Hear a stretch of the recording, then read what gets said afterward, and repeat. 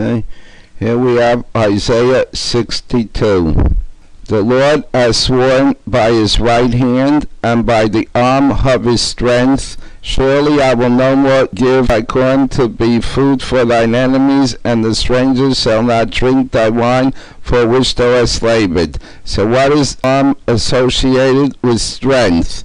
Not with sacrifice, as these drunkens claim. Again, Naki boy, are you going to listen to the prophets, or are you going to listen to your drunks? Here we have in the true Bible, Exodus 15. Thy right hand, O Lord, glorious in power, thy right hand, O Lord, dashes in pieces the enemy. Thou stretchest out thy right hand, the earth swallowed them. So again we see the right hand is a metaphor for strength, not for the sacrifice of the dead God as they claim. So, Naki boy, are you going to listen to the prophets, or are you going to listen to your drunks? Now we'll see the next verse. It says, for he grew up before him like a tender shoot, and like a root out of parched ground. He has no stately form or majesty that we should look upon him, nor appearance that we should be attracted to him. So there's no misunderstanding here, as I use the same imagery I did in 11:10, where he describes the Messiah as the root out of Jesse, just before his death.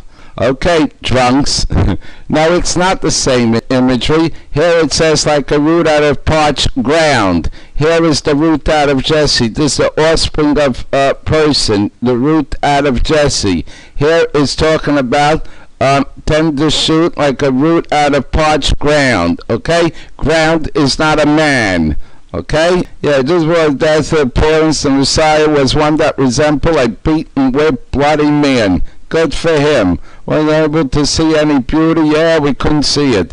True identity was visible only to the nutcases that believe in him. From the crown of his head, he was thorn appeared with wounds and bruises. Good for him. Okay, now let's see what this root and parched ground is talking about. Before we go there, let's just say they left the Psalms because the ancients worshipped their sun god. Okay? What does the Psalm say? That with the hand they drive out the nations and they plant them in. They'll disperse the peoples and spread them abroad. For not by your own sword did they get the land in possession, neither did their own arm save them. But thy right hand and thy arm and the light of the countenance, because thou was favorable to him. Okay? The Creator's great arm that they got the land. So again, the Psalms, who claims knows about their dead God, also claims that the arm of the Lord is the might of the Lord and not their dead God. Okay, to save time, we already have all the passages. Deuteronomy 32, 9, 10. For the Lord's portion is his people, Jacob is the allotment of Aaron. He found him in a desert land and in the howling waste of a wilderness. He encircled him, he cared for him, he guarded him as a pupil of the eye. Okay? How like a shoot come out. Hosea 13. Yet I have been the Lord your God since the land of Egypt, and you are not to know any God except me, for there is no Savior besides me. So we see the Lord is the Savior, the true Creator, not the dead God. I cared for you in the wilderness, in the land of drought. The root out of the parched ground. In the desert nothing grew.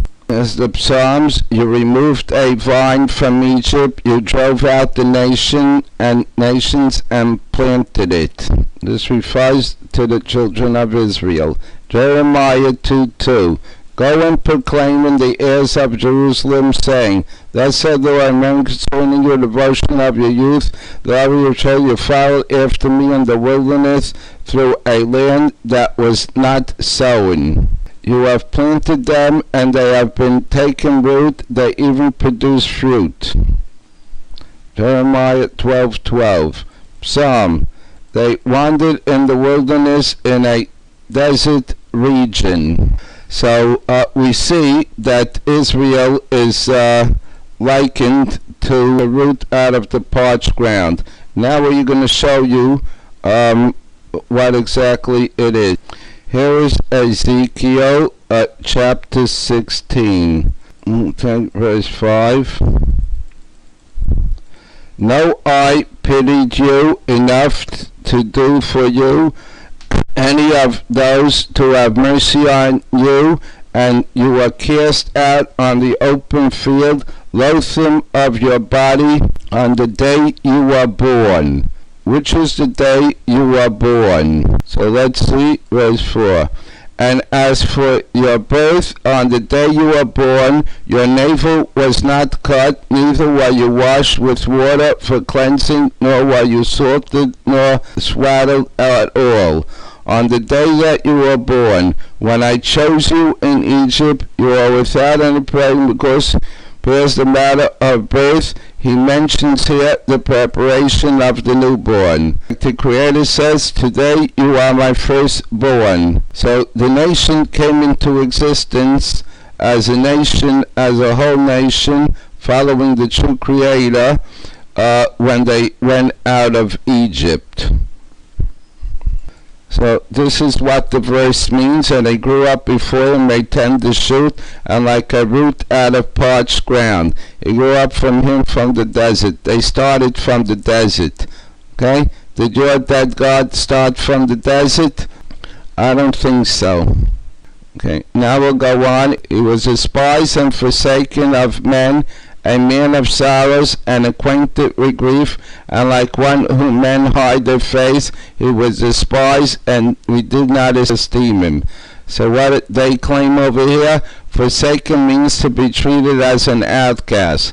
Messiah suffered not only external abuse, but also internal grief over the lack of the response from those he came to save. Oh, we're crying for him. That's why he cried out in Matthew. Oh, Jerusalem, Jerusalem, the one who kills the prophets. This to be his ultimate sorrow and grief for our Messiah, not to be recognized by those he came to save.